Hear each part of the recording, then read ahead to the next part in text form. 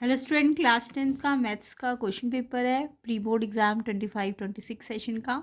तो जिन बच्चों का ये एग्ज़ाम हो चुका है वो अपने आंसर चेक कर लेना, एंड जिनके एग्ज़ाम अभी नहीं हुए हैं या जो बोर्ड की प्रिपरेशन कर रहे हैं उनके लिए इंपॉर्टेंट क्वेश्चन पेपर है, अच्छी तरह से इसे प्रैक्टिस भी कर लेना। तो 10th मैथ्स का स्टैंडर्ड का 25-26 सेशन का ये एग्ज़ाम का क्वेश्चन पेपर है। तो चलिए स्टार्ट करते हैं इसका सोल्यूशन। एंड प्लेलिस्ट को भी चेक कर लेना, उसके अंदर PYQs है जिसमें डिटेल सोल्यूशन है, कंसेप्ट है, तो आप समझ लेना, लिंक डिस्क्रिप्शन में है। तो चलिए स्टार्ट करते हैं इसका सेक्शन ए से। तो फर्स्ट क्वेश्चन देखेंगे, वैल्यू फाइंड करनी है जिसमें ये जो इक्वेशन है 2x² - kx + 1 = 0, real and equal roots, ये कंडीशन गिवन है आपको, रियल इक्वल रूट। तो कोई भी क्वाड्रेटिक में अगर रियल इक्वल रूट होता है तो उसमें डिस्क्रिमिनेंट 0 होता है, तो आपको रियल इक्वल रूट की कंडीशन लगानी है एंड देन आपको के की वैल्यू फाइंड करनी है। तो इजी ही क्वेश्चन है, देखिए कैसे करना है। तो सबसे पहले ये इक्वेशन गिवन है आपको। तो जनरल फॉर्म अगर किसी भी क्वाड्रेटिक इक्वेशन की कही तो ax² bx + c होती है, ये सबको पता होगा है ना, ये जनरल फॉर्म होती है। इससे आप देखो x² के आगे a है तो x² 2, तो a आपका 2, कंपेयर कर लो, b x के साथ है तो x के साथ k नहीं है, -k है, तो b आपका -k हो जाएगा एंड c आपका 1 हो जाएगा। ठीक है, ये ABC फाइंड कर लिया करो। अब रियल एंड इक्वल रूट की कंडीशन क्या होती है, जो डिस्क्रिमिनेंट होता है वो 0 होता है। तो डिस्क्रिमिनेंट निकालने का फॉर्मूला होता है b² - 4ac = 0। BAC ये आपने निकाल लिया है, इसको यहाँ पे रख दोगे, b की जगह -k², फिर 4, a की जगह 2, c की जगह 1 एंड = 0। अब आपको k² माइनस में है ना, तो 2 बार स्क्वायर है तो प्लस हो जाएगा एंड ये 4 × 2 = 8, -8 इस साइड जाके 8 हो जाएगा। अब ये 8 का देखो स्क्वायर यहाँ से हटता है तो यहाँ पे रूट लगा देते हैं, और रूट के अंदर आप इसके प्राइम फैक्टर कर लो 2 2 2, और रूट में पेयर में से एक 2 तो बाहर आ जाएगा और एक 2 रूट के अंदर ही रहेगा क्योंकि ये सिंगल है। अब ये जब भी स्क्वायर हटता है ना, क्योंकि ये कोई डिस्टेंस तो है नहीं, ये तो आपका के है ना, डिस्टेंस होता तो ऑलवेज प्लस होता या रेडियस होती, बट अगर ये कोऑर्डिनेट्स है या फिर कोई पॉइंट है तो ये आपका प्लस माइनस दोनों में आएगा, क्योंकि रूट जब भी हटेगा तो प्लस माइनस दोनों में आंसर होता है। डिस्टेंस होगा तो ऑलवेज प्लस लेना, बट अगर कुछ नहीं है, डिस्टेंस नहीं है या कोई कॉस्ट नहीं है, तो आप प्लस में, अगर कॉस्ट या डिस्टेंस है तो प्लस में लोगे, बट अगर आपका स्क्वायर है तो आप प्लस माइनस दोनों में लोगे। तो ऑप्शन सी इसका आंसर है। तो आंसर क्या है, +-2√2। तो यहाँ पे एक हल्की सी प्लस या माइनस की मिस्टेक भी क्वेश्चन गलत कर सकती है। तो मैंने क्या कहा, ये के कोई डिस्टेंस थोड़ी ना है ना, ये तो आपका इसके अंदर के, तो इसमें क्वाड्रेटिक में कुछ भी हो सकता है, प्लस भी हो सकता है, माइनस भी हो सकता है, इसलिए आंसर दोनों आएंगे। सी ऑप्शन आंसर है। नेक्स्ट क्वेश्चन देखो, graphically the pair of linear equation आपको गिवन है और आपको बोला है दो लाइन कैसी है, इंटरसेक्टिंग है एक पॉइंट पे या 2 पॉइंट पे, या कोइंसिडेंट है या पैरेलल है। तो इसके लिए हमें ये जो 2 इक्वेशंस गिवन है आपको, इसमें इनके रेशो निकालने हैं। तो एक्स के कोफिशिएंट्स के रेशो लो 3/3 है ना, ऐसे y के कोफिशिएंट क्या है -1 और यहाँ भी -1। देखो -y का मतलब माइनस तो है और 1 भी है, तो -1/-1। एंड देखो कांस्टेंट में ध्यान रखना, या तो दोनों कांस्टेंट लेफ्ट साइड में होने चाहिए या दोनों राइट साइड में। यहाँ एक कांस्टेंट लेफ्ट में और इधर वाला कांस्टेंट राइट साइड में, तो आप क्या करो, इस 8 को भी उधर ले जाओ तो ये -8 हो जाएगा, है ना। तो दोनों को राइट साइड कर लो, ये -8 हो जाएगा, ये 24 है। तो या तो दोनों लेफ्ट में होने चाहिए या दोनों राइट में होने चाहिए। अब ये कैंसिल किया, 8 1 8 3 था, -1/3 आ गया एंड ये तो कैंसिल हो गया, 1, ये भी 1 आ गया, तो ये तो इक्वल है बट ये वाला इक्वल नहीं आ रहा। तो कंडीशन क्या है, a1/a2 इक्वल है b1/b2, नॉट इक्वल है c1/c2। तो इस कंडीशन में नो सोल्यूशन होता है, और नो सोल्यूशन कब होता है, जब पैरेलल लाइंस होती है। तो डी ऑप्शन इसका आंसर है। तो ऑप्शन डी पैरेलल लाइंस है। तो आई होप कंडीशंस आपको तीनों आती होंगी, पैरेलल कब होता है, इंटरसेक्टिंग कब होता है, कोइंसिडेंट कब होता है। तो ये मैंने डिटेल में पहले भी समझा रखी है, तो आप इसके प्लेलिस्ट ज़रा ज़रूर चेक कर लेना, ठीक है। नेक्स्ट क्वेश्चन थर्ड देखिए, using empirical relationship the mode of distribution whose mean is 7.2 and median 7.1। तो आपको एम्पेरिकल रिलेशनशिप पता होनी चाहिए मॉड, मीन और मीडियन के बीच में, यानी फॉर्मूला पता होना चाहिए तीनों के बीच में, उससे आप मॉड निकाल सकते हो। तो यहाँ पे मॉड का फॉर्मूला होता है 3 मीडियन माइनस 2 मीन, ये रिलेशनशिप है, यानी ये फॉर्मूला इनके बीच में। मीन भी गिवन है, मीडियन भी गिवन है। इसमें मीडियन की वैल्यू 7.1 दी हुई है, तो 3 मीडियन, 3 को मीडियन से मल्टीप्लाई करो, एंड -2 मीन आपको दिया 7.2। देन आपको कुछ नहीं करना, पहले मल्टीप्लाई कर लेना, 3 1 जा 3 7 जा, और डेसिमल एक के बाद है ना, तो एक के बाद डेसिमल लगा दो। यहाँ से सेम ऐसे ही मल्टीप्लाई करो, और यहाँ भी एक के बाद डेसिमल है, तो यहाँ से एक के बाद डेसिमल लगा दो, और फिर इसको इससे माइनस करने का मतलब है 21.3, पॉइंट के नीचे पॉइंट, ऐसे करके 40 नहीं 13 - 4 9, पॉइंट 10 - 4 6, ये तो 0 हो जाएगा, 6.9 आंसर हो जाएगा। तो ऑप्शन डी इसका आंसर। ये फॉर्मूला ज़रूर याद करना, इसमें से एक क्वेश्चन ज़रूर बनता है। तो यहाँ पे आपका 6.9 डी ऑप्शन आंसर है। नेक्स्ट क्वेश्चन देखेंगे, the zeros of this polynomial. तो जीरोज़ का मतलब इस पॉलिनोमियल को सॉल्व करना पड़ेगा और एक्स की वैल्यू निकालनी पड़ेगी, ठीक है। तो इसको क्वाड्रेटिक को सॉल्व करने का मतलब ज़ीरोज़ निकालना, सॉल्व बोले, ज़ीरोज़ निकालना बोले, रूट बोले, बात देखिए। तो सबसे पहले तो क्वाड्रेटिक की जनरल फॉर्म मैंने आपको बताई है, quadratic polynomial ax² bx + c। तो इसको सॉल्व करने के लिए ना हमें ए को यानी एक्स स्क्वायर का जो कोफिशिएंट है ए, उसको सी से मल्टीप्लाई करना होता है। तो 3 4 = 12। अब ये जो 12 आया ना, इसके फैक्टर कर करके देखो, ऐसे फैक्टर लेना कि 11 आ जाए प्लस माइनस करके। तो 12 के फैक्टर क्या होते हैं, एक तो 3 4 तो होता ही है, इससे तो आपका 11 प्लस करके नहीं आएगा, है ना। और सो जो 12 के फैक्टर 12 1 = 12, 12 और 1 से 11 माइनस करके आ सकता है। और भी फैक्टर हो सकते हैं, 6 2 = 12, बट ये 11 प्लस माइनस करके नहीं देगा ना, ये वाला फैक्टर दे रहा, तो ये वाला फैक्टर 12 और 1 ले लेंगे, ठीक है। तो 11 को हम स्प्लिट कर देंगे 12x और 1x में। 11 प्लस का है तो प्लस का 12 और माइनस का 1x, बाकी ये एज इट इज़। अब इन दोनों में से कॉमन ले लो, 3x² 12x में से 3x कॉमन होता है, इसमें से एक x अंदर बचेगा, और 3 में 12 कब आता है, 4 पे आता है ना, और x तो बाहर है तो ये कट गया, तो x + 4। ऐसे इनमें से कुछ कॉमन नहीं है तो 1 कॉमन आ जाएगा, और ये बाहर माइनस है तो ये माइनस लिख देना, और फिर अंदर इसमें से x बचा, इसमें से 4 ही बचेगा क्योंकि 1 है तो एज इट इज़ बचेंगे ये। और ध्यान रखना ये माइनस है ना, तो ये प्लस का हो जाएगा और ये भी प्लस का हो जाएगा, और ये ब्रैकेट सेम आनी चाहिए, अदरवाइज़ आपने कुछ मिस्टेक की होगी, तो आपको ये ब्रैकेट हर हाल में सेम आनी चाहिए। तो ये ब्रैकेट में से एक, ये दोनों में से एक कॉमन ले लो, x + 4, और फिर इसमें से 3x बचेगा, इसमें से -1 बचेगा, एंड ज़ीरोज़ निकालने तो इक्वल टू 0 करो। एक फैक्टर को इसके 0 के इक्वल रखो, दूसरे फैक्टर को 0 के इक्वल रखो। यहाँ से x + 4 है तो -4 आ जाएगा, यहाँ 3x पहले 1 आएगा, पहले 3x आपका -1 वहाँ जाके 1, और फिर x निकालना तो 3 मल्टीप्लाई से डिवाइड में आ जाएगा। तो ये 2 आंसर आएंगे, -4 और 1/3। वैसे भी क्वाड्रेटिक के कितने आंसर आने चाहिए, 2, मतलब 0 भी हो सकते हैं, 1 भी हो सकते हैं, 2 भी हो सकते हैं, मैक्सिमम 2 रूट होते हैं, तो 2 रूट आनी चाहिए। तो -4 और 1/3 इसका आंसर है ऑप्शन सी। तो देखो -4 और 1/3 सी ऑप्शन इसका करेक्ट आंसर है। तो आई होप सबको ये सॉल्व करना भी आ गया होगा, एंड और डिटेल चाहते हो तो क्वाड्रेटिक की मेरी प्लेलिस्ट भी बनी हुई है, क्वाड्रेटिक इक्वेशन क्लास 10th की, या क्वाड्रेटिक पॉलिनोमियल, तो आप चेक कर लेना कैसे ये सॉल्व किए जाते हैं। नेक्स्ट क्वेश्चन पे आते हैं। तो क्वेश्चन नंबर 5 है, distance of 0.47 from the x axis. आपको बोला है कि डिस्टेंस निकालो इस पॉइंट का एक्स एक्सिस से। तो ये शॉर्ट ट्रिक्स मैंने आपको सिखा रखी थी, कोई भी कोऑर्डिनेट का अगर एक्स एक्सिस या वाई एक्सिस से डिस्टेंस निकालते हैं तो आपको याद रखना है, फॉर्मूला ये याद कर लेना है, ट्रिक है एक तरह से। तो ट्रिक क्या है, अगर डिस्टेंस मेरे को एक्स एक्सिस से निकालना है तो मेरे को कोऑर्डिनेट का वाई वाला पॉइंट लेना है, और वो भी प्लस में लेना है, क्योंकि डिस्टेंस है ना तो प्लस में लेना है। तो जब भी एक्स एक्सिस से डिस्टेंस होगा तो आपको वाई वाला पॉइंट ले लेना है, यानी ऑर्डिनेट।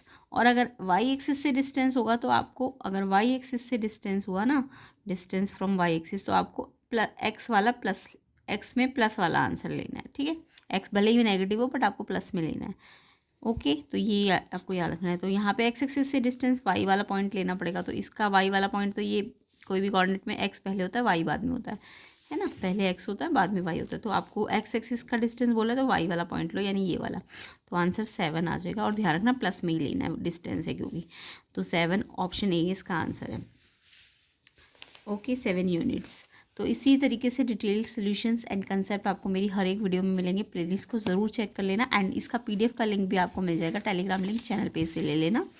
नेक्स्ट क्वेश्चन 6 देखिए, if x plus 1 3x and 4x plus 2 are 3 consecutive terms of an AP then the value of x।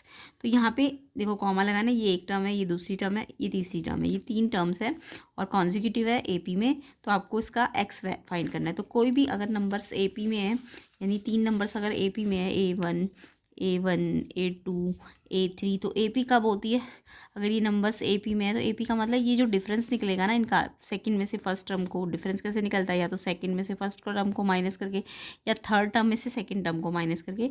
तो अगर ये AP में है तो इनके डिफरेंस या तो ऐसे निकालो या ऐसे निकालो, और वो दोनों डिफरेंस इक्वल आने चाहिए, ठीक है। तो जब भी ऐसे 3 नंबर आपको बोले AP में है तो आपको डिफरेंस निकालना है और उनको इक्वल कर देना है। तो सेकंड टर्म आपकी 3x है, उसमें से फर्स्ट टर्म को माइनस करना है, ध्यान रखो फर्स्ट टर्म को माइनस करना है, यानी ये फर्स्ट टर्म में 2 टर्म है ना, तो ध्यान रखना A1 को माइनस करने का मतलब इसको ब्रैकेट में लिख देना, क्योंकि जब आप ब्रैकेट खोलोगे तो अंदर के दोनों के साइन चेंज हो जाएंगे। तो ये बच्चे अगर माइनस ब्रैकेट नहीं लगाएंगे ना तो क्वेश्चन मिस्टेक हो जाएगा। तो सेकेंड टर्म तो सिंगल टर्म थी, बट फर्स्ट टर्म में तो 2 टर्म आ गई ना, तो इसलिए इसको ब्रैकेट में लग के माइनस का साइन लगाना। सेम ऐसी थर्ड टर्म में भी, थर्ड टर्म पहले लिखनी है 4x प्लस 2, फिर माइनस करना है ये वाला टर्म। तो ये तो सिंगल ही टर्म है तो इसको आप चाहे ब्रैकेट मत लगाओ। अब यहाँ ब्रैकेट खुलेगी तो ये माइनस का हो जाएगा और ये भी माइनस का हो जाएगा। तो 3x माइनस एक्स 2x हो जाएगा और माइनस का 1 हो जाएगा। 4x माइनस 3x 1x हो जाएगा और प्लस का 2। फिर x वाला x वाले के पास भेज दो, ये प्लस का x है, यहाँ आके माइनस x हो जाएगा और -1 उधर जाएगा, तो ये तो ऐसे ही रहेगा 2 -1 वहाँ जाके प्लस हो जाएगा। इक्वेशन आई होप सबको आती होगी, स्टैंडर्ड के बच्चे हो आप, है ना। 2 + 1 3, 2x - 1x 1x, तो x की वैल्यू 3, ऑप्शन बी इसका करेक्ट आंसर है। नेक्स्ट क्वेश्चन देखिए, तो इसका आंसर कितना है 3, ऑप्शन बी। उसके बाद नेक्स्ट क्वेश्चन है sec² - 1 - cos x² किसके इक्वल है 1 2 -1 -2। तो यहाँ पे आपको आइडेंटिटी आनी चाहिए sec² - 1 की क्या होती है, तो आपने एक आइडेंटिटी पढ़ी होगी, sec² theta minus tan² theta 1 होता है। ऐसी cos sec² theta minus cot² theta भी 1 होता है, ठीक है। तो इससे मैं अगर मेरे को sec² - 1 निकालना है तो वो tan² आ जाएगा ना इस वाली आइडेंटिटी से। अगर sec² और 1 को यहाँ लाऊंगी तो tan² वहाँ जाएगा, तो sec² - 1 tan² के बराबर हो जाएगा। सेम ऐसी अगर मैं cot² लाना चाहती तो cot² लाने के लिए cos sec² - 1 होगा, है ना।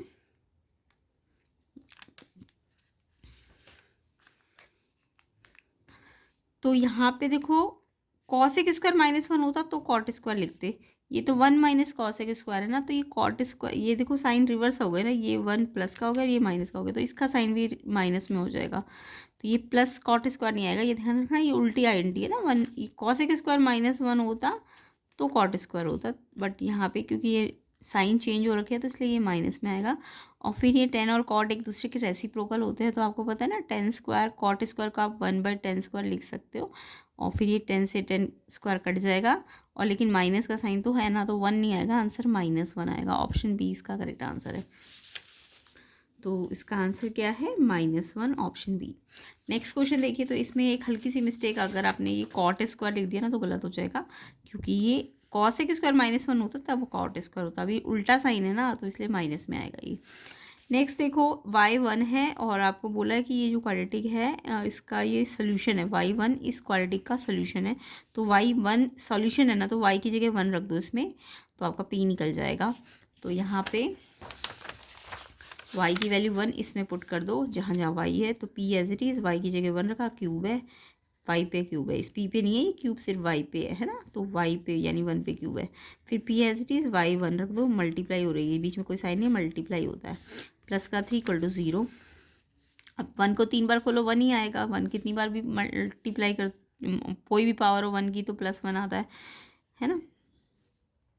p और 1 से मल्टीप्लाई करके p आ जाएगा, p 1 से मल्टीप्लाई p आ जाएगा 3, एंड p और p प्लस हो गए 2p आ जाएगा, प्लस का 3, एंड प्लस का 3 इधर जाएगा माइनस हो जाएगा, फिर p निकालना है तो मल्टीप्लाई है तो डिवाइड हो जाएगा 2।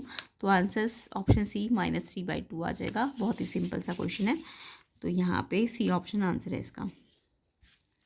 नेक्स्ट क्वेश्चन देखिए, आपको बोला है कि in the given figure D E parallel to B C, जब भी लाइन पैरेलल हो और आपको साइड्स के रेशियो दिए हो या निकालनी हो तो आपको बीपीटी लगानी होती है, और अगर अंदर की पैरेलल लाइन निकालनी हो तो फिर आपको सिमिलर ट्रायंगल थ्योरम लगानी होती है। ठीक है, तो अभी फ़िलहाल तो ये साइड्स वाली साइड ही निकालनी है ना, ये वाली साइड निकालनी है, तो आपको बीपीटी से काम चल जाएगा पैरेलल में। तो D E parallel B C है तो आपने बीपीटी पढ़ी होगी, A D by B D, A E by E C होता है। तो जब भी जब भी एक ट्राइंगल में एक कोई लाइन पैरेलल हो तो वो दो साइड को इक्वल रेशियो में डिवाइड करती है, इसे बीपीटी थ्योरम कहते हैं। तो A D upon B D ऐसी A E upon E C BPT theorem, क्योंकि पैरेलल है। ए डी आपको 3 दिया है, बी डी आपको 4 दिया है, ए ई आपको निकालना है, ई सी आपको 3 दिया है, क्रॉस मल्टीप्लाई कर दो, 3 3 9, 4 ए ई निकालना है तो 4 मल्टीप्लाई से डिवाइड में चला जाएगा, और फिर 4 से 9 को डिवाइड कर देना, तो ये 2.25 आंसर है ऑप्शन बी। तो ऑप्शन बी इसका करेक्ट आंसर है, 2.25 सेंटीमीटर। नेक्स्ट क्वेश्चन पे आते हैं, the length of the tangent drawn from a point P whose distance from the centre of circle is 25। आपको रेडियस भी दी हुई है सर्कल की, फाइंड करना है। तो डायग्राम बनाओ, पहले टेंजेंट बनाओ एक सर्कल की, और उस टेंजेंट वो टेंजेंट पी पे बनानी है, मतलब पी से एक पॉइंट से टेंजेंट बनानी है, और उसका डिस्टेंस सेंटर से पी पॉइंट का 25 है, और रेडियस आपको 7 दी है। तो ये क्वेश्चन तो आपने किए ही होंगे टेंजेंट वाले। यहाँ पे आपको सबसे पहले देखो सर्कल बनाना है, फिर पी पॉइंट से बोला टेंजेंट बनानी है, ये पी पॉइंट है, पी पॉइंट से टेंजेंट मतलब सर्कल को टच करके बनानी है। उसके बाद पी का सेंटर से डिस्टेंस बोला है 25 है ये, और आपको रेडियस देखो इस पॉइंट से पॉइंट ऑफ कांटेक्ट पे बनाते हैं तो ये परपेंडिकुलर होती है, याद रखना। तो ओ सेंटर है, और ये पी से मान लो यहाँ पे पॉइंट ऑफ कांटेक्ट आपका ए है, और ओ से अगर पॉइंट ऑफ कांटेक्ट पे कोई रेडियस बनेगी तो ये परपेंडिकुलर होती है, टेंजेंट की प्रॉपर्टी है। कोई भी रेडियस अगर पॉइंट ऑफ कांटेक्ट पे बनती है तो 90 डिग्री बनाती है, यानी ओ ए पी टेंजेंट पे परपेंडिकुलर होगा, लिख लेना। यानी ये तो एमसीक्यू क्वेश्चन है तो आपको लिखने की भी जरूरत नहीं है, डायरेक्ट करने हैं क्वेश्चन साइड में रफ में जल्दी जल्दी, ताकि आपकी जल्दी जल्दी हो जाएगी। तो फिलहाल ये अगर सब्जेक्टिव हो तो इसमें आपको लिखना पड़ेगा tangent from tangent radius to the point of contact perpendicular to the tangent, ये आपको लिखना है। यानी ये वाला एंगल जो है ना ओ ए पी, ये 90 डिग्री है, तो अगर ये 90 डिग्री तो ये राइट एंगल ट्राइंगल है। आपको इसकी रेडियस दी हुई है 7। अब देखो 90 के बच्चे क्या करते हैं, इसको हाइपोटेन्यूज मान लेते हैं। नहीं, देखो ये जो 90 होता है ना, 90 के अपोजिट होता है हाइपोटेन्यूज। ये मिस्टेक बहुत बच्चे करते हैं कि आपको ये हाइपोटेन्यूज दिखाई देता है, नहीं। देखो परपेंडिकुलर तो यहाँ पे है ना, तो 9 जहाँ भी परपेंडिकुलर होता है ना उसके अपोजिट वाली साइड को हाइपोटेन्यूज कहते हैं। तो ये परपेंडिकुलर यहाँ है तो इसके अपोजिट तो ये वाली साइड है, यानी ये है आपका हाइपोटेन्यूज। और आपको पता है परपेंडिकुलर, हाइपोटेन्यूज और बेस में पाइथागोरस लग जाती है। हाइपोटेन्यूज का स्क्वायर साइड करते हैं, perpendicular square plus base square, है ना, यही पाइथागोरस होती है। तो यहाँ पे ध्यान रखना 90 के अपोजिट ये वाली साइड है, तो ये हाइपोटेन्यूज है। तो ओ पी स्क्वायर को तो आप अलग करो, हाइपोटेन्यूज का स्क्वायर, और बाकी ये जो ओ ए स्क्वायर और ए पी स्क्वायर इनको यहाँ रखना पड़ेगा। अब ओ पी आपका 25 का स्क्वायर, ओ ए आपका 7 का स्क्वायर, ए पी आपको निकालना था। तो 25 का स्क्वायर मतलब 25 को 25 से मल्टीप्लाई करो, 625। 7 स्क्वायर मतलब 7 7 जा 49, और फिर ये यहाँ आके माइनस हो जाएगा ए पी स्क्वायर। अब ये माइनस करके 576 ए पी स्क्वायर, स्क्वायर हटेगा तो इस पर रूट लगेगा, और इसका रूट आपको याद रखना है 24 होता है। तो आंसर ऑप्शन बी आ जाएगा। तो ऐसे ही डिटेल सोल्यूशन और भी कॉन्सेप्ट आप सीख सकते हो प्लेलिस्ट के अंदर। प्लेलिस्ट का लिंक मैं डिस्क्रिप्शन में डाल दूँगी, उसमें PYQs है, क्वेश्चन पेपर्स है, जिससे आपकी CBSE बोर्ड की प्रिपरेशन या बोर्ड प्रिपरेशन आपकी बहुत अच्छी हो सकती है। तो आप देख लेना ज़रूर। तो यहाँ पे आंसर हमारा 24 सेंटीमीटर ऑप्शन बी आ जाएगा। नेक्स्ट क्वेश्चन देखिए, वर्टिकल पोल है 10 metre long, cast a shadow of length 5 metre on the ground, same time एक टावर है उसकी shadow 12.5 metre on the ground है। तो इस क्वेश्चन को ज़्यादातर बच्चे ना एप्लीकेशन ऑफ ट्रिग्नोमेट्री में से समझ लेते हैं, जबकि ये आपका ट्राइंगल वाले चैप्टर में से क्वेश्चन होता है कि जब एक पोल हो उसके साथ ही दूसरा भी टावर हो और सेम टाइम पे हो और एंगल ना दिया हो आपको, तो ये क्वेश्चन ट्रिग्नोमेट्री से नहीं होता, ये आपका ट्राइंगल वाला चैप्टर होता है।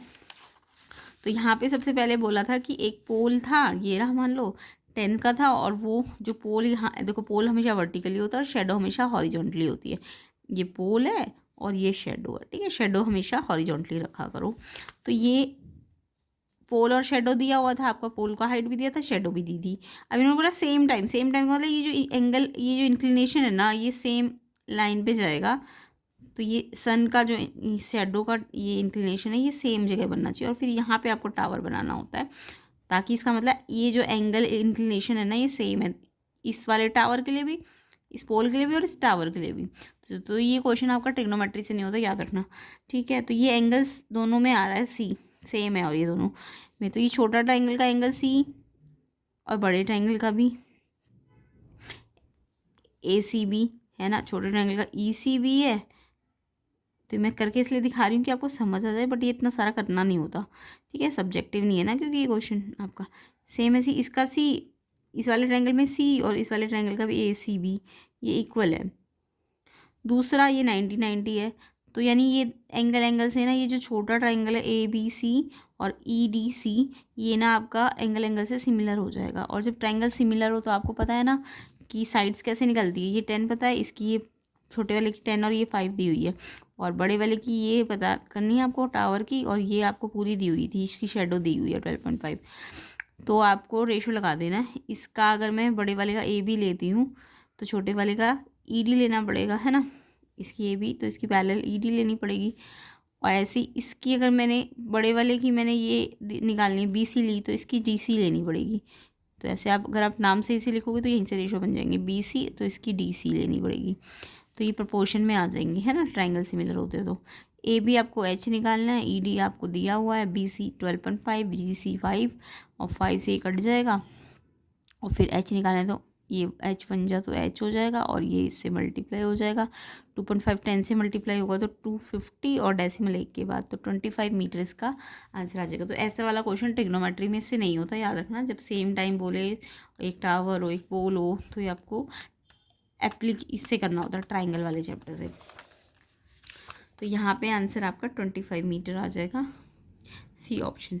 नेक्स्ट क्वेश्चन 12 देखिए, P is the midpoint of the line segment forming the A and B point, then the coordinate of PR.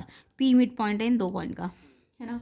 तो मिड पॉइंट तो बहुत इजी क्वेश्चन होता है कि ये P इन दो पॉइंट्स का मिड है, तो इनके कोऑर्डिनेट आपको दिए हुए ए एंड बी के अंदर एक्सट्रीम पोजीशन पे डालना है आपको। ये x1y1 ये x2y2 जो मिड पॉइंट होता है जो अंदर है वो xy होता है। अब ये जो x और y होता है मिड पॉइंट फॉर्मूला लगा देना इसमें। x निकालने के लिए मेरे को इसके x और इसके x को प्लस करना है और 2 से डिवाइड करना है। ऐसे इसका y कोऑर्डिनेट अगर निकालना है तो y1 y2 को ऐड करना है, 2 से डिवाइड करना है, बट वैल्यू रख दो बस।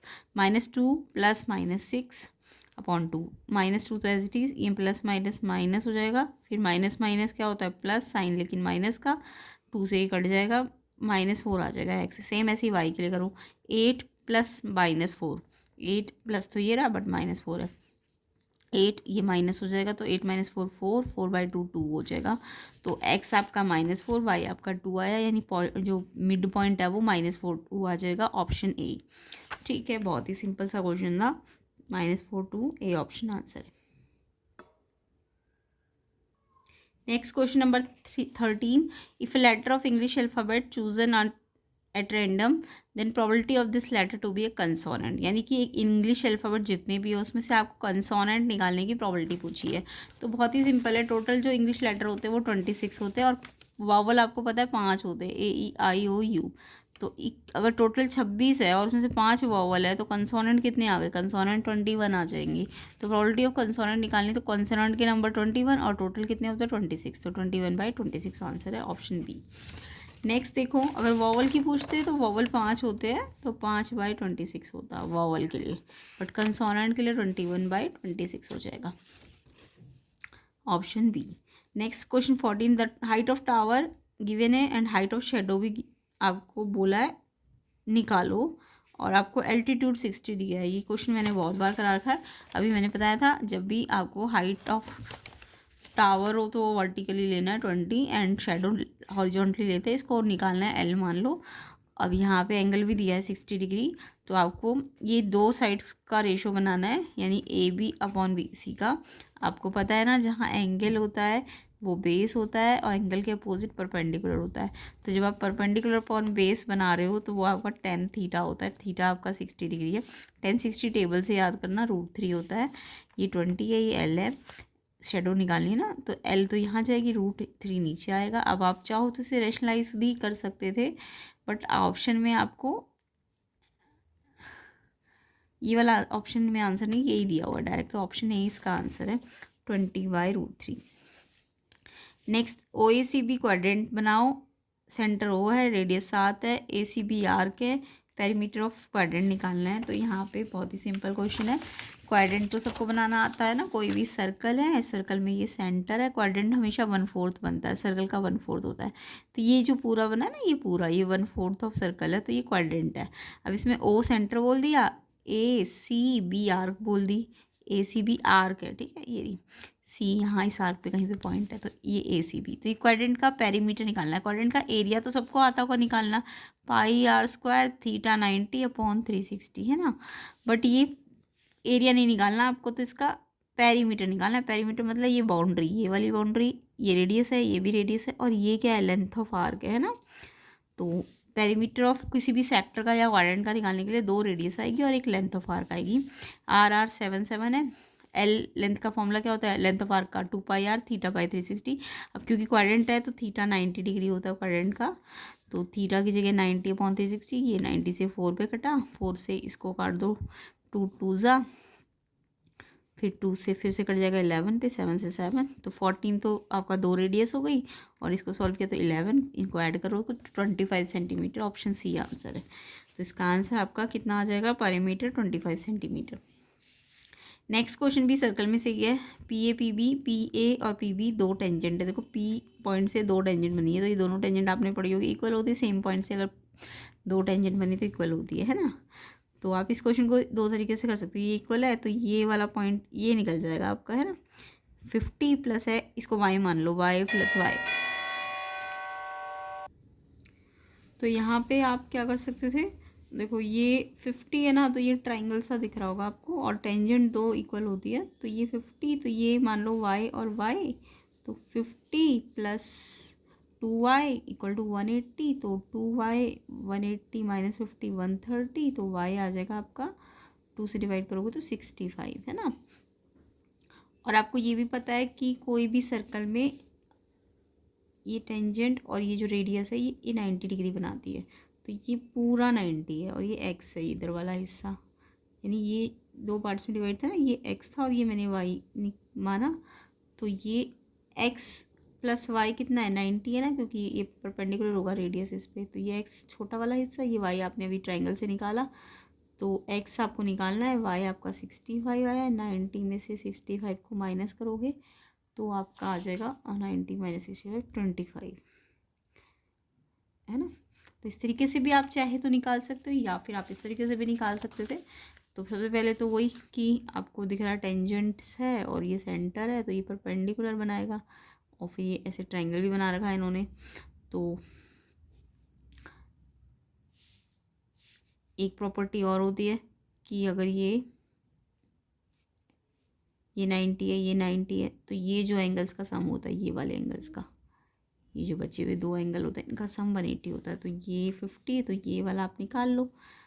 तो क्योंकि परपेंडिकुलर है ना, टेंजेंट्स क्या होती है, सर रेडियस टेंजेंट में परपेंडिकुलर होती है, तो ये 90 है पूरा आपको, लेकिन आधा x निकालना है। तो आप पहले ये वाला एंगल निकाल लो, ये प्लस ये 180 होता है, ठीक है। अब ये 50 दिया है तो ये निकल गया 130। उसके बाद आपको ये 130, इस ट्रायंगल छोटे वाले ट्रायंगल को कंसीडर कर लेना आपकी बार। तो एक AOB में AOB और ये देखो रेडियस के इक्वल होगी, तो ये x, तो ये वाला एंगल भी x, ये छोटा ट्रायंगल भी ना, ये रेडियस के इक्वल, तो ये x है तो ये भी x हो जाएगा, और ये आपको मिल गया है।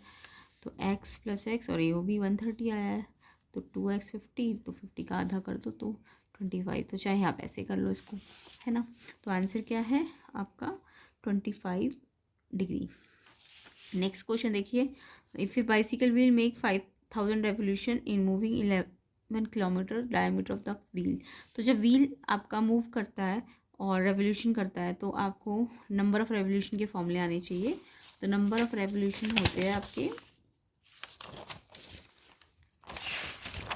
नंबर ऑफ़ रेवोल्यूशन या रोटेशन अगर निकालने हैं तो टोटल जो डिस्टेंस वो कवर करेगा, और डिस्टेंस एक रेवोल्यूशन में जो कवर होती है उसको डिवाइड करना होता है। जब भी किसी के नंबर निकालना तो टोटल अपॉन 1, यही तो होता है ना। तो आपको टोटल डिस्टेंस 1 रेवोल्यूशन, तो नंबर ऑफ रेवोल्यूशन आ जाएंगे। अब डिस्टेंस 1 रेवोल्यूशन आता है, सर्कल जब व्हील घूमेगा एक रेवोल्यूशन करेगा तो उसकी सरकमफ्रेंस कवर होगी ना, तो यहाँ पे सरकमफ्रेंस रख दो सर्कल की 2πr, व्हील सर्कल होता है ना तो 2πr, अगर रोलर होता है तो 2πrh रख देते, रोलर होता तो क्या रखते 2πrh, क्योंकि वो ऐसे करके रोल कर रहा होता तो उसका कर्व्ड सरफेस। तो जब रोलर होता है तो 2πrh रखा करो, सर्कल है तो 2πr। तो डिस्टेंस आपका 11 किलोमीटर है, ध्यान रखना, ठीक है। और रेडियस आपको क्वेश्चन जो डायमीटर दिए हुए सेंटीमीटर में दिए हुए हैं, तो आपको ना इस 11 किलोमीटर को पहले मीटर में बदलना है, 3 जीरो लगाओ, और फिर सेंटीमीटर में बदलोगे तो 2 जीरो, यानी किलोमीटर को मीटर में बदलने के लिए 3 जीरो लगाई और सेंटीमीटर में बदलने के लिए 2 जीरो लगाई, तो यानी 5 जीरो लगानी पड़ेगी किलोमीटर को सेंटीमीटर में बदलने के लिए। और 2πr, 2π की जगह रखा 22/7। ये रेडियस निकालनी है आपको, पहले डायमीटर नहीं निकालेंगे, पहले रेडियस निकालो। रेडियस यहाँ मल्टीप्लाई है ना, सॉरी यहाँ डिवाइड है, तो ये रेडियस तो यहाँ चली गई, रेडियस निकालनी है तो ये नीचे थी, तो ये यहाँ भेजो और इसको नीचे लाओ। अब ये सॉल्व कर लो, 3 जीरो कट गई और ये 7 ये डिवाइड हो रहा है ना, तो रेसिप्रोकल होगा, 7 ऊपर आएगा 22 नीचे आएगा, फिर कैंसिल कर देना ऐसे, ये 3 जीरो, 11 2 जा, 11 1 जा, फिर 2 से काटा, फिर 5 से काटा 20, फिर 2 से काटा 10, फिर 2 से काटा 5, 5 7 जा 35 आपका रेडियस आ जाएगा, और डायमीटर डबल होता है तो 70 सेंटीमीटर, ऑप्शन सी, ठीक है। तो इस तरीके से इसका डायमीटर निकल जाएगा। तो ये फॉर्मूला आपको याद रखना होता है, number of revolution, total distance 1 revolution, और ध्यान रखना अगर आंसर सेंटीमीटर में है तो सेंटीमीटर में बदलो, मीटर में तो मीटर में बदलो। तो यहाँ पे आंसर हमारा कितना आ गया, 70 सेंटीमीटर, ऑप्शन सी। नेक्स्ट देखो 18, number chosen from 1 to 3 and यानी एक नंबर तो 1 to 3 से चूज़ किया, उसे x माना, और एक नंबर हमने चूज़ किया इन नंबर से 1 4 9, उसको y मान लिया, और फिर हमें x y का प्रोडक्ट निकालना है। देखो x y ही लिखा है ना, तो ये प्रोडक्ट निकालना है, और प्रोडक्ट ना 9 से लेस आना चाहिए, और प्रोबेबिलिटी निकालनी है उसकी। तो यहाँ पे पहले इन नंबर्स को x नाम दिया है, इन नंबर्स को y दिया है, तो हमने क्या करा, x हमें 1 2 3 दिए और y हमें 1 4 9 दिए। अब हमें x y निकालना है, x y का मतलब इनके प्रोडक्ट निकालने हैं। तो कैसे कैसे निकल सकते हैं, पहले x 1 है ना, तो इसको y के 1 से मल्टीप्लाई करो, 1 1 जा 1, फिर 1 को 4 से मल्टीप्लाई करो 4, फिर 1 को 9 से मल्टीप्लाई करो 9।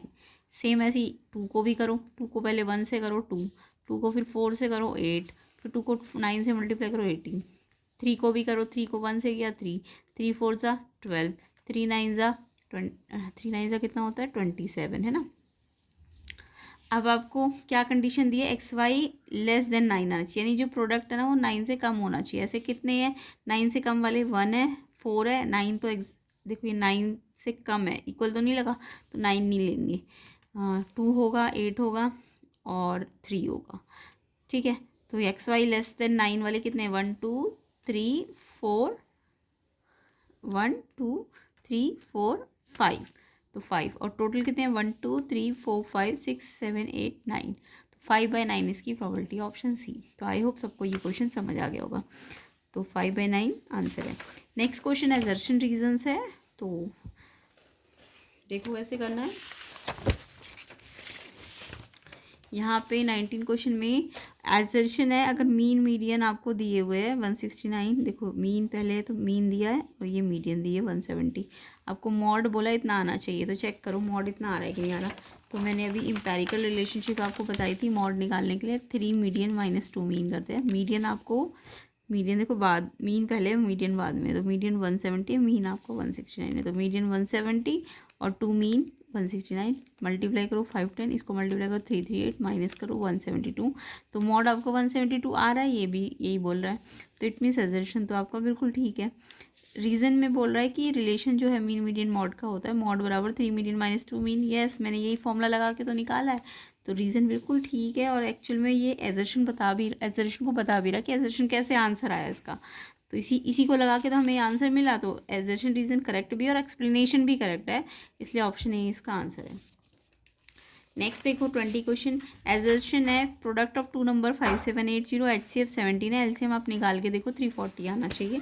तो यहाँ पे आपको ये वाला फॉर्मूला लगा के देखना होता है, HCF × LCM and product of number A और बी, ठीक है। अब प्रोडक्ट आपको पूरा एज इट इज़ दे रखा है 5780, HCF भी दे रखा है। LCM आप निकाल के देखो, LCM निकालना है तो 17 HCF जो है यहाँ मल्टीप्लाई से यहाँ डिवाइड में चला जाएगा और फिर 17 से कट गया है 340 और आपको भी यही बोला है 340 आना चाहिए LCM। तो ये सजेशन बिल्कुल ठीक है। अब रीज़न में बोला HCF हमेशा फैक्टर ऑफ LCM है। येस, HCF हमेशा फैक्टर ऑफ LCM होता है और अगर LCM बोले तो मल्टीपल ऑफ HCF होता है। ठीक है, HCF फैक्टर होता है, तो ये भी करेक्ट है। बट ये एक्चुअल में रीज़न से इस पॉइंट से हमने इसका आंसर थोड़ी ना निकाला है, हमने तो ये फॉर्मूला लगा के आंसर निकाला है। तो हमें अगर ये फॉर्मूला रीज़न में देते तो एक्सप्लेनेशन भी करेक्ट होती, बट यहाँ पे एक्सप्लेनेशन करेक्ट नहीं है, इसलिए ऑप्शन बी आंसर है। इट्स जस्ट करेक्ट है दोनों, बट एक्सप्लेनेशन वाइज करेक्ट नहीं है। ऑप्शन बी करेक्ट आंसर है। तो इस तरीके से यहाँ हमारा सेक्शन ए कंप्लीट होता है। सेक्शन बी हम नेक्स्ट पार्ट में कवर करेंगे। तो इस क्वेश्चन पेपर को हम कंप्लीट कवर करेंगे इसके नेक्स्ट पार्ट में, जिसके लिए आपको वीडियो को ज़्यादा से ज़्यादा शेयर करना है, लाइक करना है, एंड चैनल में नहीं हो तो चैनल को सब्सक्राइब करना है। ये सेक्शन सी है इसका, और ये इसके सेक्शन सी के क्वेश्चन। सेक्शन डी तो डिटेल सोल्यूशन कंसेप्ट आपको इसके नेक्स्ट पार्ट में मिल जाएंगे। एंड प्लेलिस्ट को ज़रूर चेक कर लेना, PYQs ऑलरेडी सॉल्व है, जिससे आपकी प्रैक्टिस अच्छी हो सकती है CBSE बोर्ड या अदर बोर्ड्स के पॉइंट ऑफ व्यू से। तो ये सेक्शन ई के questions, case study based questions है। तो वीडियो को ज़्यादा से ज़्यादा शेयर करना, लाइक करना, एंड नेक्स्ट पार्ट का लिंक भी आपको डिस्क्रिप्शन में मिल जाएगा, तो आप चेक कर लेना।